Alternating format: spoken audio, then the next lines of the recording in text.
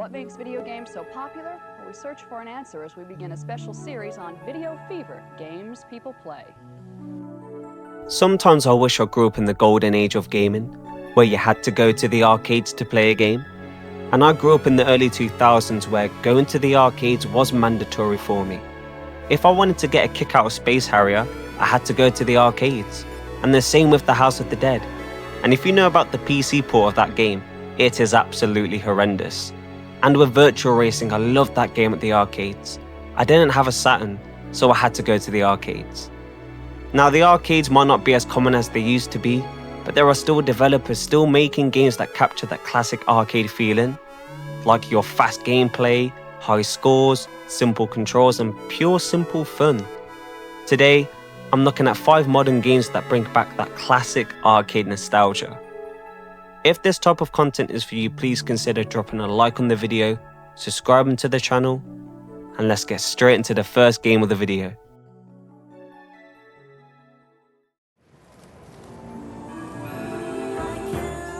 First up we have Air Twister, and this game feels like an arcade game from another timeline but somehow released on consoles in 2025. This game feels like something Sega would have released in the arcades back in the late 90s. And funnily enough, the creator of this game is Yu Suzuki. This is the man behind Space Harrier, Virtual Racing, Virtua Fighter, and even Shenmue. And with him of course being the creator of this game, it was already going to be an absolute banger of an on-rail shooter. And the bright visuals, and the weird, dreamlike fantasy style to it, it's unlike anything I've ever played before. Air Twister is not only an amazing game for arcade fans, but all gamers alike. I couldn't recommend Air Twister enough.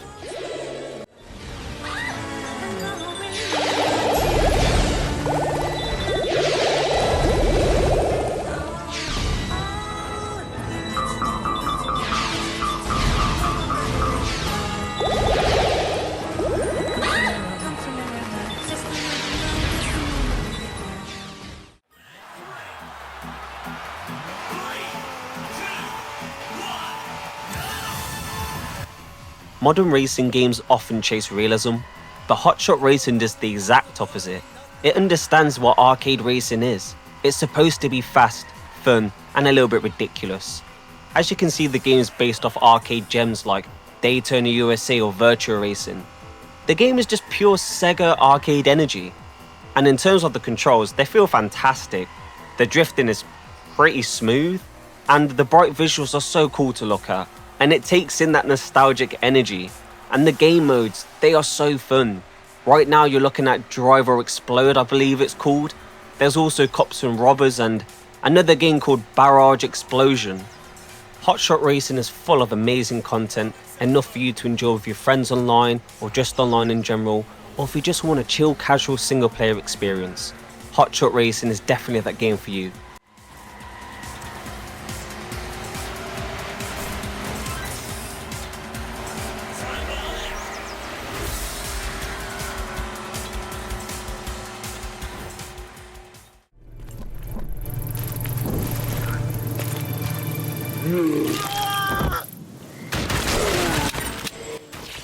If you grew up in arcades, chances are you've seen the House of the Dead, and you've already seen it at the start of this video, so you understand how much I love this game.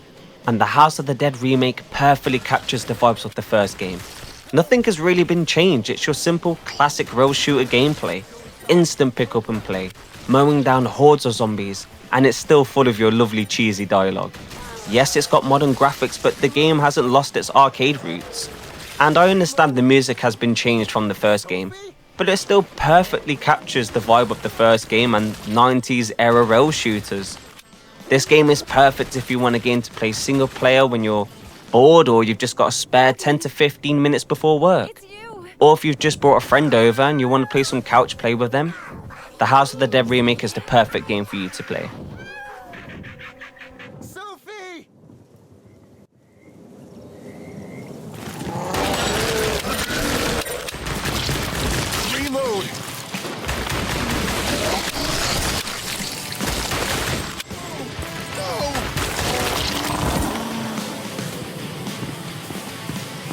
Thank you.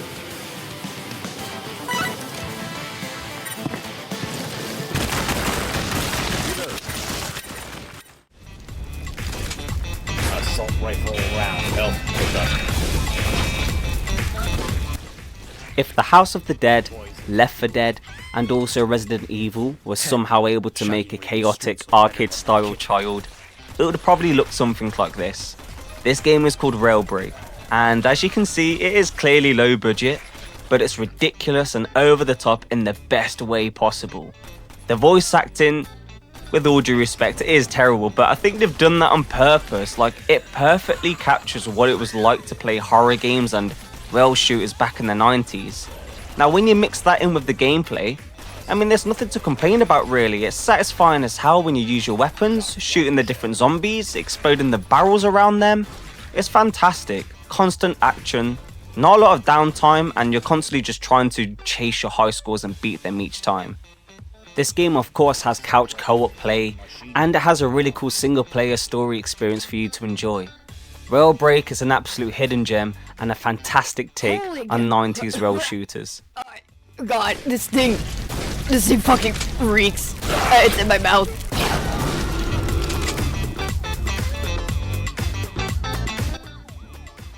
Quickly. That box. We need to get over that box.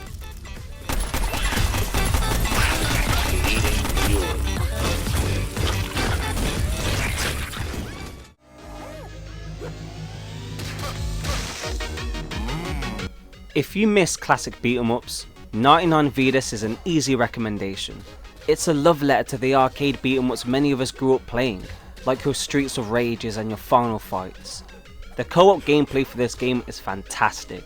It supports up to 4 players because you can play as 4 characters in the story, each of which have their own cool different personalities and have their own different elements. Like this guy, his main element is fire, so he gets to pull off some dope ass combos. And the pixel art for this game is beautiful. It really reminds me of the Scott Pilgrim beat-em-up games that came out. This game cost me around £5 in the PlayStation Network store, so there's not much you can complain about. Fantastic multiplayer, fantastic single player experience. 99 Vidas is a must play for all classic beat-em-ups fans.